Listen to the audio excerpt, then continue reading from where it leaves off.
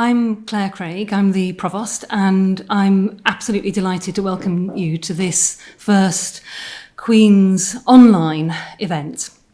I believe that more than 200 people have registered, and you come between you from more than 20 countries, which is one of the real advantages of being an event that's online as opposed to in college. Brazil, Burma, New Zealand, Peru, Pakistan, and many, of course, who haven't been back to the college for a while. So it's lovely to see you. We've tried to, as you'll have seen already, we've tried to work with the experts to create a real variety of experiences for you. So it's really not just another Zoom call, this. There are a set of options for what you might want to do.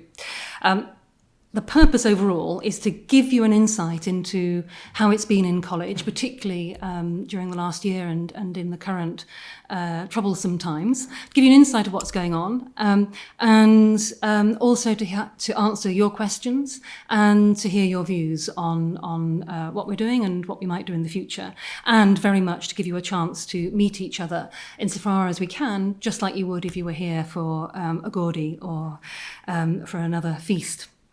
That said, it is online. It's not the same as a traditional Queen's event, so it's bound to feel a little experimental in places. So bear with us, and I think for all of us, if it feels a little bit awkward at times, just go with the flow, and it all begins to feel much more familiar. So that's a preamble. But what I really wanted to start by saying was thank you. As you can imagine, and as we're going to talk about in all sorts of ways this evening, this is a time when the college is being tested and may well be tested further. And the biggest test may yet be to come. But what has really come across is the strength that we have inherited, which is due to the contributions of everybody over generations. Financially, you'll hear much more from Andrew Timms, the Bursar. Financially, compared with many organisations, although it's tough, we're in a stronger position than many. And that's because of the generosity, the prudence, the imagination of the current and previous generations. And perhaps even more importantly than the finances, the college is a community, and the college as a community of students and staff and old members from less than 19 to more than 90 years old has really drawn together. And I thought the best way to show you that was to briefly tell you the story of the year from my perspective. So it began last Michaelmas term, so that was my first term. Newcomer to the college and to Oxford. I met all of the fellows, the students, the staff, was getting to know the place and all of its wonderful history. And then halfway through Hilary term, the pandemic struck and the world changed. And it was a time of great uncertainty. People really pulled together. The aim at that point was to finish Hilary term, to focus on what we were here for, the education and the research, to get through that term as best we could for the students. And we did that. Then what followed was the Easter vacation with a massive amount of work from the fellows to move ways of teaching that essentially have been unchanged for 700 years, to move them entirely online. And therefore began this eerie Trinity term when the college was blooming unseen. It was completely empty. Many of the support staff were on furlough. The students all of the teaching and all of the assessment was online. The finalists were mourning the fact that they were not able to celebrate, and we promised them that they can come back when it's possible to do that. We'll throw a very big party for them because they missed their term. So that was the Trinity term. And then the summer began.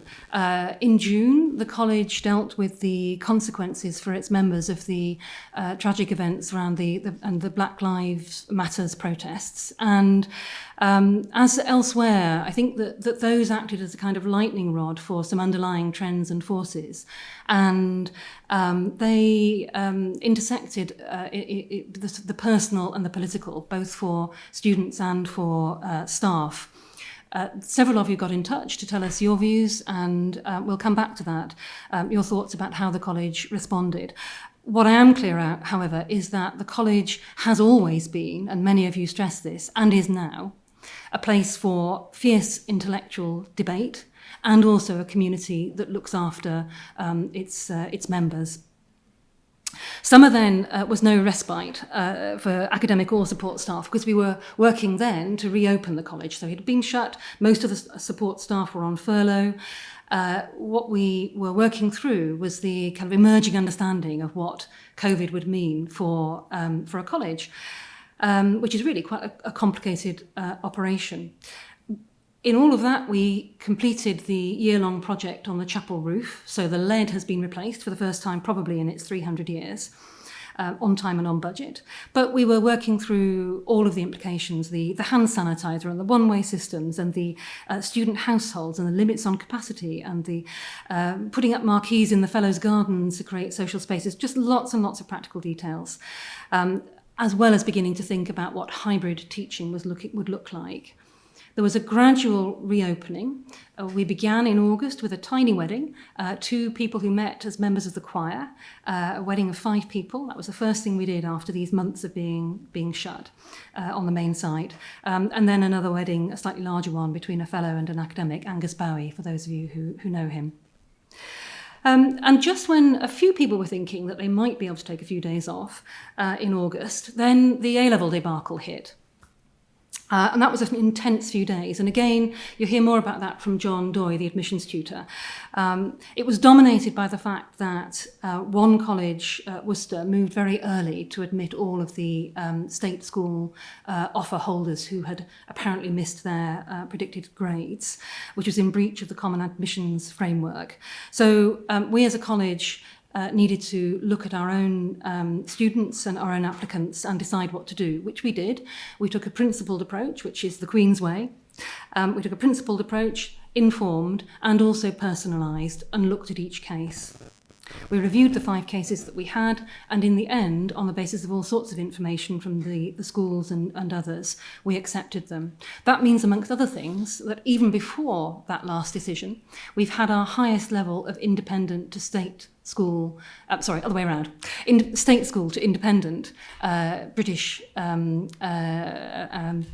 freshers, and also the largest year ever. So we're just squeezing people into the space. So now I'm coming rapidly towards the present because by September we had our first travel-related quarantining students coming back. We had defined the residential households. We were beginning to learn how to operate the site. And then in the last 2 weeks, we have come up to full complement, and it's an amazing tribute to the staff and to the students that we're back. We're here to do what we really all are about, which is education and research and the tutorial system that is its heart, which we'll talk about in a moment. It's taking more effort than it would have done in the past, just to do the normal things. But we're doing more than surviving. We are thriving in new and different sorts of ways. This kind of event is one of those things which, as many have said, because we're having to do things differently, we're actually doing some things which, in the long run, I think we'll do again. It's so good to be seeing different sorts of people here. We'll learn and we'll experiment, and that'll be great. One of the things that I was really keen to do when I first arrived was increase what I think of as the college's porosity, to increase further the ways in which people flow in and out and through it, because a college is an amazing place for exchange of ideas and people. And we can do that still now. This event, later in November, we have the first Provost's lecture with the Mayor of Los Angeles, Eric Garcetti, and next year we'll have the President of the Royal Society, Venki Ramakrishnan. So those are new things that are coming through. When I was in government as a civil servant, I used to work with futurists. We did a lot of long-term strategy work. And they have a saying, there's a kind of well-established joke, which is that you can predict anything except the future. So none of us are trying to do that right now. We clearly can't. We've done a lot of planning, a lot of contingency work, but we don't know what's going to happen. What we will do is rely on the college's core strengths, which are, as I began by saying, are things which you have helped create. And we'll carry on doing to the best that we can, what we're here for, the teaching and the learning, and being a thriving community. I'd like to welcome Seth Widden, who is a tutor in French and is our new senior tutor, which is, as you'll remember, one of the really key roles in the college. So, hello, Seth. Hi, Claire. Hi. Maybe we should start with what's kind of core to what we all hear about, tutorials. Sure. What's happening? Well, since I was listening to what you were saying, I jotted down a couple of words of what you're saying, and they apply to what's going on in tutorials as well. And that is that they're a bit experimental right now. We're on the verge of completing week 1. And for those of us who taught last year, we taught as Hillary term was disappearing, and then we had to quickly shift to completely online teaching for Trinity term. And so now we're getting back into thinking about what a tutorial is in person and thinking about teaching with a mask, doing so safely, wearing masks unless we're exempt from doing so. And so I was actually meeting with students this week in tutorials, and it's great to have them in person when we can do that safely and when everyone in the room is comfortable with that. So one of the really nice things is that we are able to get back to the in-person teaching for most of our teaching in college. In addition to that, we've added a lot of technology to 3 of the teaching rooms in college, lecture rooms A and B. I was teaching in lecture room B as it was being installed today. And it provides the kind of functionality that we haven't had in the teaching rooms before, so that if you're in a teaching room with 5 or 6 students, or typically 8, you might have 8 in a class and 1 or 2 can't be there because they're in their room for reasons of health or for whatever reason, they can connect through Chrome and the other browsers, and they can get in through the gizmo standing behind the tutor. And so you can have the class of 9 students, 5 or 6 of whom will be in the room and 2 or 3 who will be on the screen. And so everyone has equal access to the teaching that's happening in that room. So that works for larger classes. It also works for tutorials. Fortunately, the way that the college is structured, we're able to hold, many of my colleagues and I are able to hold our tutorials in our own teaching rooms with enough space in the 2 meters and with masks, and we can do so safely. And the college has provided a very clear protocol, which we're all following, of wiping surfaces as we leave. We've also rescheduled the tutorials so that rather than have tutorials run back to back to back and have pairs of students waiting in the hall and passing each other in the crowded stairwells that are warm and intimate in other ways, we create a little half-hour buffers so that one group of students can leave, the room can be cleaned, it can be aired out if it's warm enough to open the windows, and the next group can come in. There's much less traffic between the classes. So we're functioning remarkably well, especially in light of the fact that in Trinity term we were doing none of this. And we're really able to do as much in person as we're comfortable doing and as we can do safely. So it's really wonderful. For week 1, it's great. Yeah. And how does it compare with fully virtual then? So we have that term of virtual, didn't we? And my sense is that the freshers, well, not just the freshers, that all of the students really, really do value having face-to-face. Yes. Well, there was a survey, you recall, there was a survey at the end of last year, a university-wide survey that said that both tutors and students overwhelmingly preferred in-person teaching. In a governing body at the end of last year, we discussed whether, as an employer, we should demand that tutors come to work and teach in person, and that didn't feel right for us as a community because different people have different reasons why they can't do that safely, and they have other issues at home. And so we felt that it was important to respect each individual in the community and let tutors decide for themselves what they could do safely, while noting unanimously a strong preference for teaching in person if possible. And so far we've been able to do that. There's certain, I'm comfortable with screens and I enjoy teaching with screens, and it's true that for some functions, like sharing one screen with students, that you can do really well when you're teaching online. But there's something about feeling another person in the room that you get with the tutorial that you really can't get on the screen. And so I certainly prefer teaching in person, and I know that the students respond really well to that too. You can see someone smile in their eyes, and you can sense whether a silence is a productive silence or if the person's just not connected or they're frozen or something like that. And so all the things that you can gauge from a person when they're there in the same room with you, even at 2 meters away, those are incredibly valuable moments in teaching. And so it's nice that we found a way to retain that this term. Yeah. Okay. I'll move on to Black Lives Matters, because that as I know, as I mentioned, is something that a number of the old members were interested in. Going back to June, my sense was that then this was an issue that, I mean, as with much of the rest of the world, as it were, really hit hard, and both students and fellows felt very strongly that it was something that engaged us, both as it affected ourselves and members of the community, and also because we, as a place of learning and education and research, contribute to thinking about the big issues of the day. And one of the things for me was how, as we went on looking and reflecting on what we do, we have so many people who in different sorts of ways contribute. So the previous senior tutor, Nick Owen's most recent book was Other People's Struggles, about why people, for example, take part in social movements that don't directly benefit themselves. But I think also it highlighted to us the absolute centrality of a university's commitment to free speech within the law, and to the need to be, as Queen's always has, a place of debate and of difficult questions. In practical terms, what we've been doing, as you know, but other people watching may not. Yeah.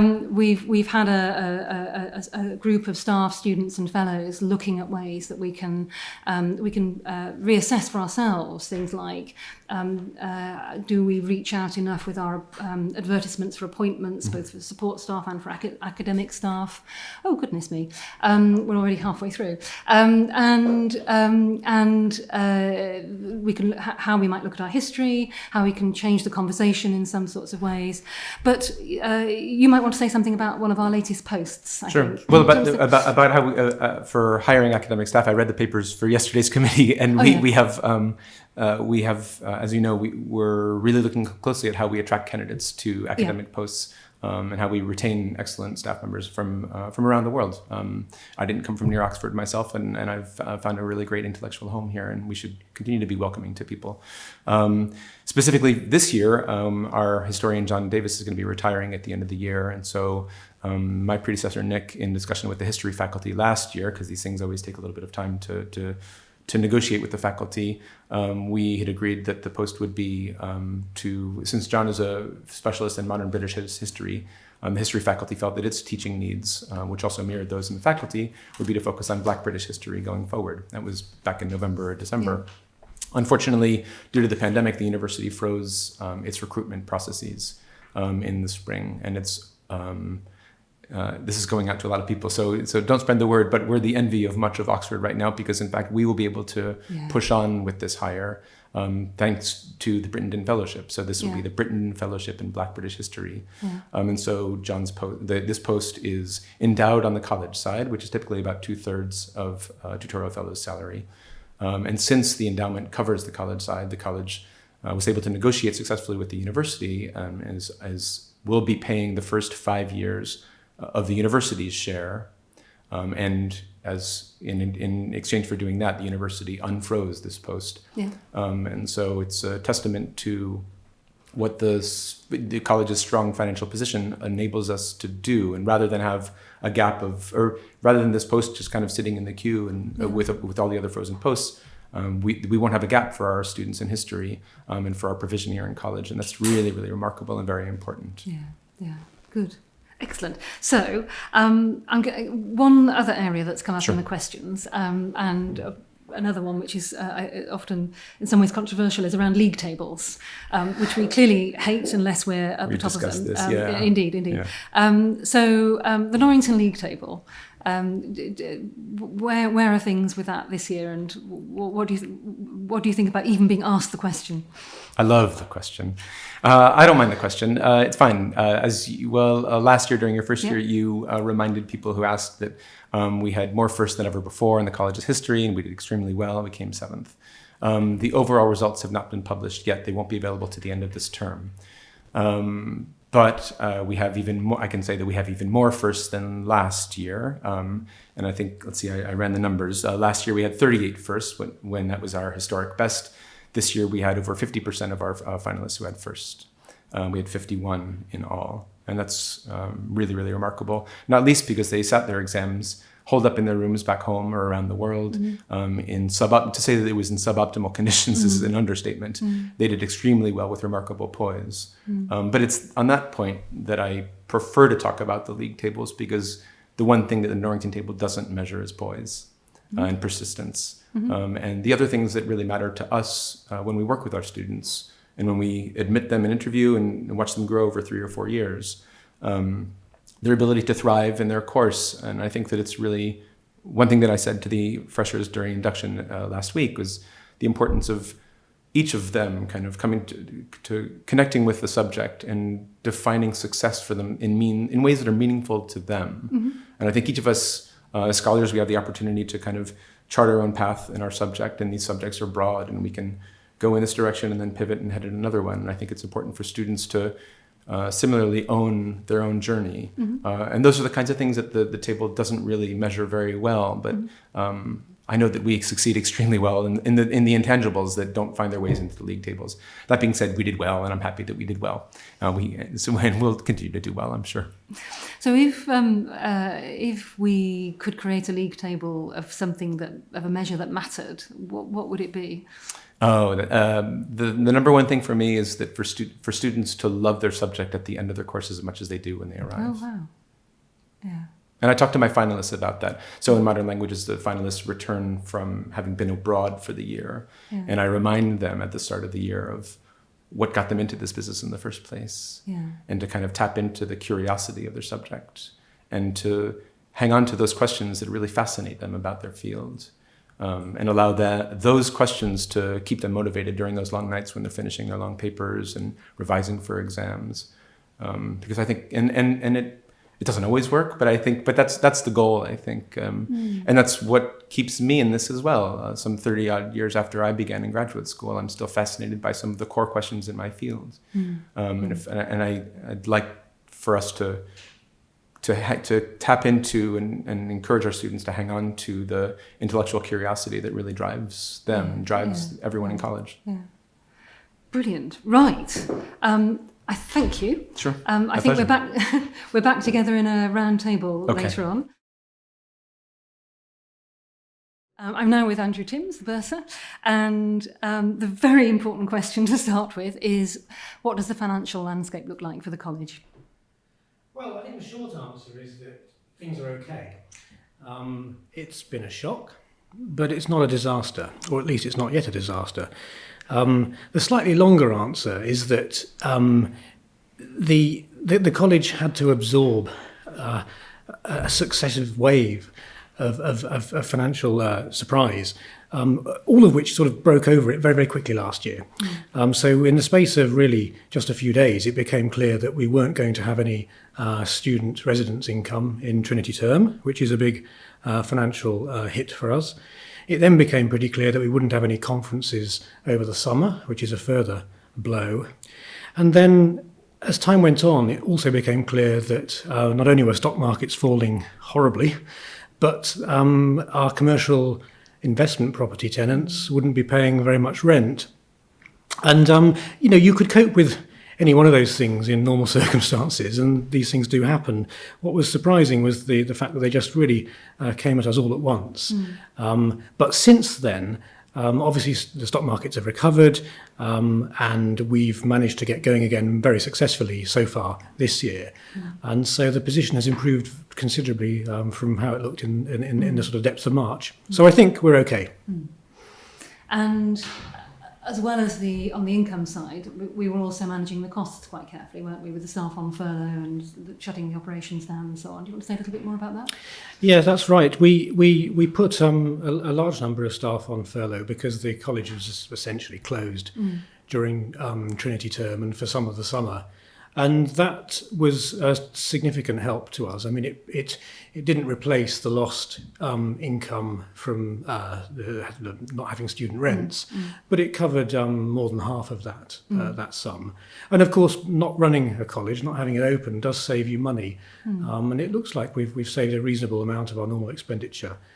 So I think the outturn for last year, the year ends in July financially, the outturn for last year is probably going to be better than we thought. Again, at the depths of the crisis. So that's another reason for feeling more optimistic, I think, than we did earlier in the year. And your crystal ball?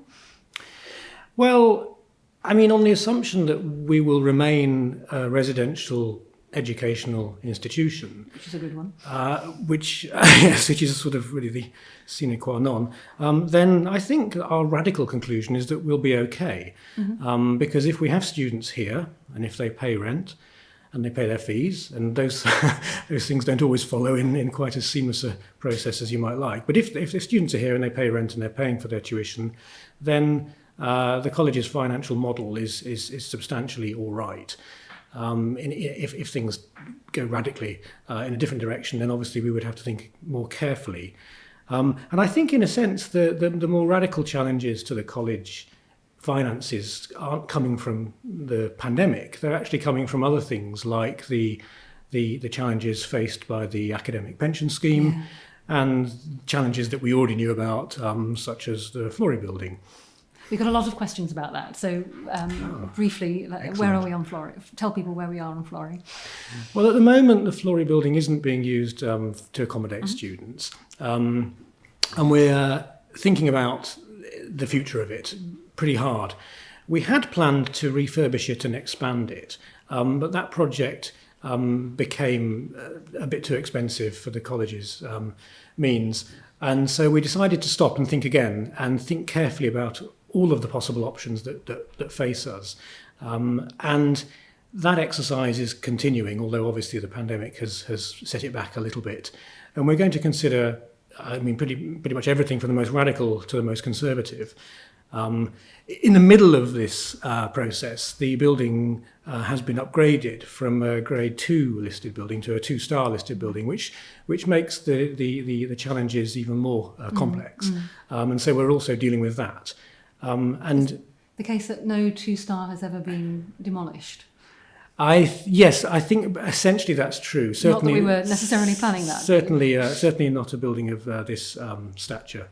That seems to be the case. Yeah. Yes. Yeah. Sorry, go on. I interrupted. No, and well, I mean, we'll look at redeveloping the building as it is. We'll look at expanding it again. We'll look at whether the building could be sold or leased. We need to think very carefully about this because otherwise it threatens to become a very significant financial problem for the college. So we can't ignore it. And it also is connected to a lot of other questions in the college. Questions about size and shape. How many students do we want? How many students do we want to accommodate? And where do we want to accommodate them? And so there are some questions for the college itself to think about in terms of what sort of shape it wants to be in the future. Yeah. I hadn't realised until quite recently how rapid, in fact, the growth in graduate numbers had been. It's 141% increase or thereabouts in a decade. So it's a particular challenge. The master plan is the other side of things. I like saying that phrase, the master plan. But this is another thing a good piece of work that I inherited and came in on halfway through. Can you say something about that? Because old members, when they can come back and visit the college, hopefully we'll begin to see some of the first changes of that with the Porter's Lodge and so on. Yeah, that's right. I mean, the master plan is a really, I think, quite exciting series of projects. And the genesis of this is that, of course, when we built the new library, we freed up a lot of space in the college that was being used for storing books. And when we came to plan what would go where after the building of the library, we thought that we needed to look at the whole thing as an integrated picture. And so we got a firm of architects in to do a master plan. And they've identified a whole series of projects which probably represent 5 to 10 years worth of work. And the first projects that we've decided to pick off, as it were, are a new lodge, and new bathrooms in the front quad, and also to investigate how we can turn the library tunnels in under back quad, into a new and vastly improved social space for the JCR. Now, the first of those projects, the new lodge, is probably the most tangible starting point. The current lodge is, although doubtless much loved by many, including me, is just not really fit for purpose anymore. It's a very, very small space, which is very much in our minds at the current time. And it doesn't provide the kind of welcome that we really want to provide to people. Including it's not very accessible, or well, not at all accessible. No, and that really is the guiding thread through all of the master plan, is that we want to really have a step change in terms of accessibility for the college. And so the big thing about the new lodge, which will go in the corner, the southwest corner of front quad, is that it will give full level access from the high street for the first time in the college's history. Currently, if you're in a wheelchair, say, you have to go round to the back of the college, and it's a really very undesirable way to come in. So this new lodge will give you the opportunity to come in directly from the high street, and will improve the lodge experience, as it's now called, in many other ways as well. And I think it's long overdue. And it won't, most importantly of all, take away the main front entrance that I know is so beloved of people, to come up the steps and to see the quadrant before you. So it does everything. And talking of that view, do you want to say a little bit about successfully completing the chapel project? Well, because the view was, of course, obstructed by the scaffolding for a year. Yes, but we've done it. We have. This is a project that's been on the back burner for a long time. We knew that we needed to replace the chapel and hall roof, which had begun to leak prodigiously in some places, and as it happened, most of the work was done during what turned out to be a lockdown. And we were very fortunate that the site could continue to operate during that period, but it did. And we managed to get the project finished pretty much on time and on budget. And the for a whole year, the facade of the hall and chapel has been covered in this scaffolding, which never looks great. And gradually it re-emerged just as the college itself was re-emerging from the lockdown. And so the new generation of students get to see the real thing. Yeah. It's been beautiful. It was ready just in time for that first wedding I was talking about earlier. That when we started opening up, we had a wedding as one of the first small events. It was really nice.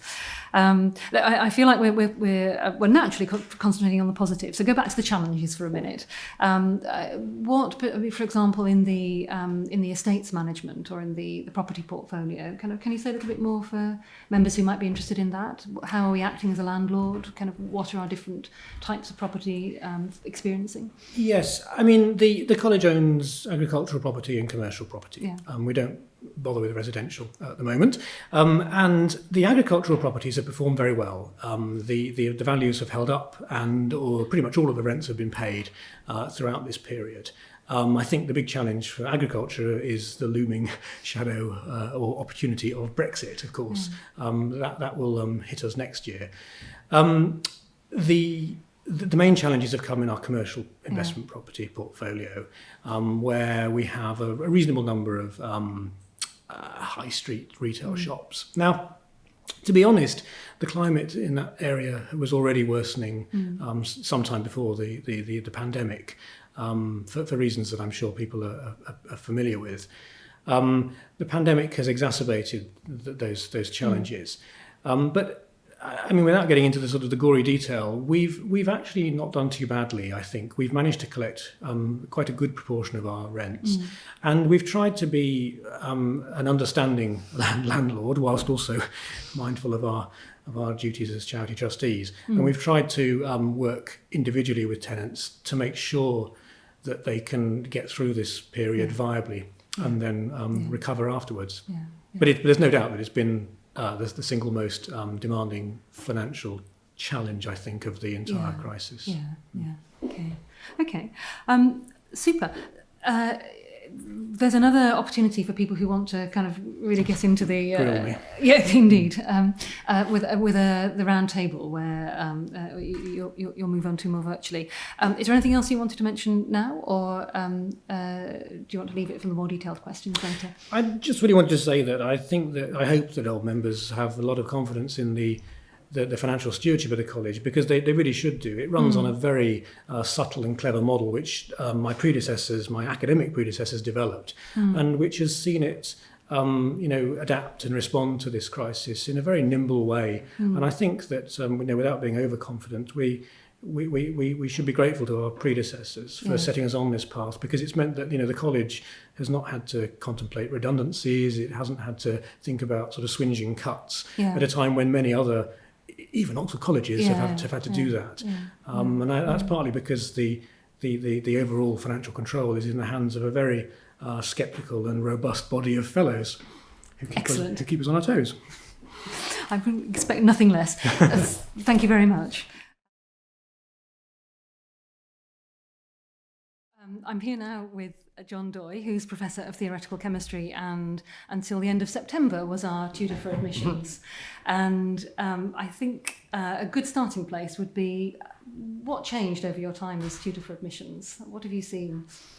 I think a number of things. I think the university has worked really hard on its outreach and access kind of initiatives. And I think we've seen a really good progress made. There's still more work to be done. And that's both at university level and at Queen's. And so I've been really pleased how that's progressed. And for this college, the kind of indicators that people always ask about, state to independent ratio, diversity, socioeconomic measures, can you say something about how those have changed, or what we can or can't say? Because one of the things I've learned is, from talking with experts like you, is the more you ask, the harder it gets in some ways to know quite what you're measuring. Yeah, I think it's easier to focus on the statistics at the university level in some ways, because at the college level, the numbers can go up and down from year to year. But say if we look over the last 5 years at the university level, say the state to independent ratio for those offer holders from the UK, in the last 5 years, that's increased from about 60 to 70%, and that's a kind of substantial increase. Similarly, if we look at those from disadvantaged backgrounds, there are a number of ways of measuring this in terms of socioeconomic background or participation in education. And under these kind of measures, again, the numbers have increased from about 10 to 15%. And so that's kind of 50% change in the numbers of those people from those backgrounds. And finally, if we look at things like BME, Black and minority ethnic students, again, that's increased substantially over that period, from about 15 to just over 20%, 22%, I think, from 2019. So these are trends which are systematic and progressing in the right direction. As I say, at college level, it can vary from year to year a bit, and also from college to college, because who happens to apply to Queen's and what the kind of ratio compared to the university average can vary quite a lot. But for example, in the latest admissions round, 70% of our offer holders were from UK offer holders were from state schools, and this is the highest it's ever been that I'm aware of, and probably, I assume, ever been. And how do the different measures of socioeconomic disadvantage what do the different measures mean? Because there's polar and acorn, and then there's the state independent question, and so Acorn and Polar are independent of the type of schooling you go to, but based on your postcode.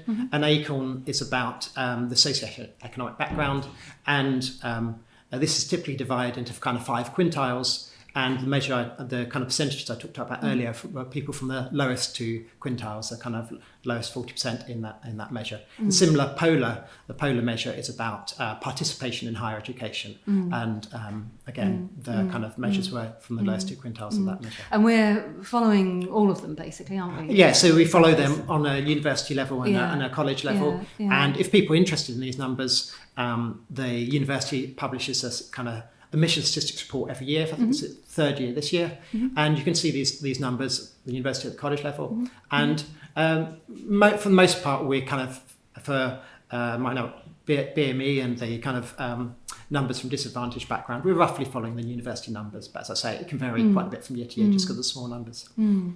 And how does the mix of different types of student relate to the college's academic strategy, if you like, to the fields that we're present in? Yeah, I think it's fair to say that the college does have some kind of specialities in subjects which typically are going to have lower percentage of state school applicants and have strengths in those. And that will affect the kind of local numbers of state to private candidates.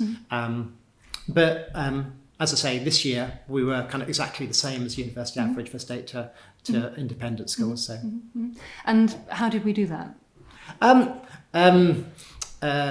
think, as I say, it can vary from year to year, and but overall, the trend is this year in some is sense up, it partly tracks the people who apply to us, and this year it happened that the number of state school applicants directly to Queen's was higher than it usually is. Yeah. So normally it's a bit lower than the university average because of the kind of subject mix we have. We don't take for computer science or engineering, which are typically have higher numbers of state school applicants. So we're normally a bit below the university average on state to independent, but this year we happen to be a bit higher, and the numbers happen to also increase in terms of applicants to offers as well. So the state applicants were particularly successful to Queen's this year. Okay, so if I understand it right, we've always been clear that if a state school applicant applies, as it were, then there's no kind of differential fall off in the process. Yeah. But the problem is, or the challenge is getting people to apply in the first instance. In some ways. So if we look at our kind of success rates of candidates from different backgrounds, this is typically kind of matches the university average. And so I don't think we have no worries, particularly about our admissions process working differently from other colleges.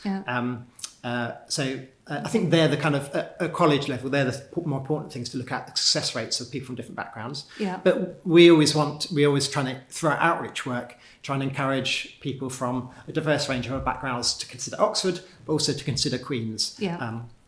So say some more about outreach. So how outreach is organised on a kind of university level is that the country is broken up into regions. So each college has certain link regions, and this was set up about 10 years or so ago. And at Queen's, because of our kind of former connections to the north, we asked for certain regions in the north, and basically the link regions we have in the north are in the northwest, so based around Cumbria and Lancashire, so quite large areas up there. And as with all colleges, we also have some regions in London. The kind of London is split up between the colleges, and we have two London boroughs. One is Lewisham and one is Sutton. So they're the kind of areas we work in. And as a college, we employ a full-time outreach officer who in this case was a kind of recent graduate from Oxbridge, and who goes around to our schools in our link regions to visit them and to kind of tell them about Queen's, tell them about Oxford, and to encourage people to apply and kind of inspire people to apply, but also provide kind of information to demystify the process and make that easier to kind of understand and so that's one aspect of our outreach work of Catherine. But of course, us as fellows get involved in that.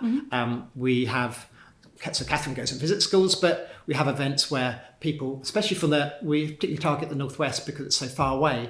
We have kind of residential events that invite people from the Northwest to come and see Queen's and really experience what it might be like as a kind of student here. And we find these are particularly useful to kind of for the people to get a really better idea what it might be like, and then to kind of often we find it really inspires them to kind of make application to perhaps Oxford or perhaps Queen's or even Cambridge. But for example, in the Easter vacation the last few years, unfortunately not this year because of the pandemic, we've had a kind of science residential based at Queen's for 3 or 4 days aimed at students from the Northwest, from our link regions, and also around the open day, because the open days harder to get to or more of a journey for the people from the Northwest, we have an extended programme for them. So they can come to the university open day, but also stay at the college, and we do some special events for them. And a good number of schools from our link regions come on these days, and that's again another really useful programme for kind of people to see what Oxford's like. And it's in some ways it strikes me as a sort of painstaking work, person by person almost. I agree. I think programs where you have kind of more sustained contact have often a greater result on the individual level, but you also want to try and reach out to as many people as possible. And so that's kind of a balance we have to kind of strike in the work we do. And I think one of the kind of challenges of having the pandemic, we've been able to visit schools less, and people can't visit us as well. So we've been using more online materials, building up our kind of repertoire of online information, but also doing online sessions with. So do you think that online I'm jumping around a little bit, but do you think that online admissions this autumn, this will help some people who might otherwise perhaps have found, I don't know, the Oxford experience off-putting? Or do you think it's going to be difficult? I think it's hard to say in some sense. It might work differently for different people, but I think what the kind of aim is that we as always, we make the process transparent and fair as possible. And so part of this term's outreach will also be involving just explaining how things are going to work differently in the coming admissions round.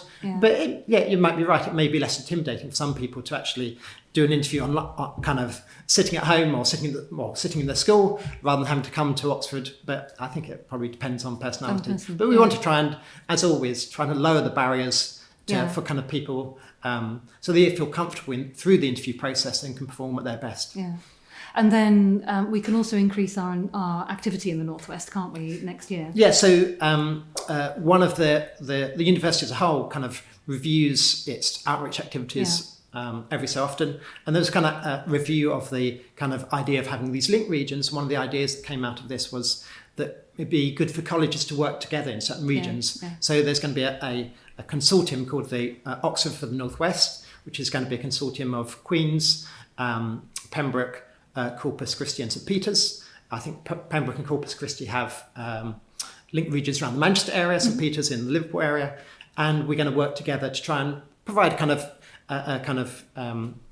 events and activities working together for the Northwest as well as in our individual link regions. And to help make that happen, it's been really great that we've got a significant donation to employ a second outreach officer, and they're going to be particularly associated with getting this initiative off the ground and getting it up and running and working with schools in the Northwest, not just in our link regions, but working with the other colleges together to improve the outreach activities in that whole area. I as a relative newcomer to it, I find it fascinating because on the one hand we're, as you say, sort of trying systemically to reach out and raise aspirations and so on. On the other, I sat next to 2 meters away from and behind a perspex screen across from a fresher last week who said that he had come from the Northwest, and it was because his school had been about to cancel their visit to the college, and Catherine, the outreach officer, had arranged for his mother to be put up in a hotel because that meant that the school had enough adults to be able to bring the children down, which they didn't otherwise have. And he said, as a result of that, I'm the first in my family and I'm here at Queen's. So sort of, you're trying to do big shifts, but also every now and then there's just a kind of life-changing story potentially. The individual touch is important as well as trying to kind of reach as many as possible in some sense. And so it's a mixture of things, and having things online and having good online resources can help anybody from anywhere find that information out. But sometimes it just kind of happenstance works in our favour too. Lovely. So there's a chance for old members who want to find out more about what goes on in admissions and outreach to join you on a round table very shortly. But thank you very much for that.